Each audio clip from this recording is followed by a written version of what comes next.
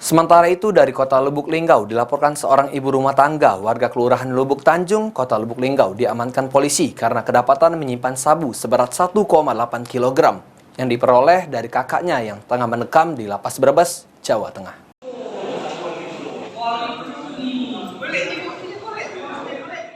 Peredaran dan penyalahgunaan narkoba jenis sabu jaringan internasional berhasil diungkap polisi. Dalam pengungkapan tersebut, petugas menyita sabu seberat 1,8 kg dari tersangka TH, warga Kelurahan Lubuk Tanjung, Kecamatan Lubuk Linggau Barat 1, Kota Lubuk Linggau.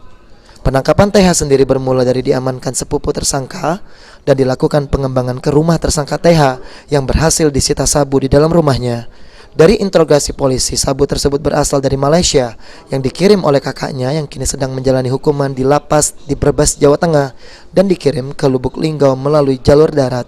Di lapangan curiga ada timbunan tanah baru, akhirnya kita bawa saudara T ini untuk mengecek. Ternyata yang disimpan adalah sabu-sabu sebesar 1 kilo 8 on. Ya. Dari aksinya ini TH menerima upah 5 juta rupiah dan TH mengaku baru 1 kali dilakukan. Atas perbuatannya, TH kini menyusul kakaknya meringkuk di dalam jeruji besi.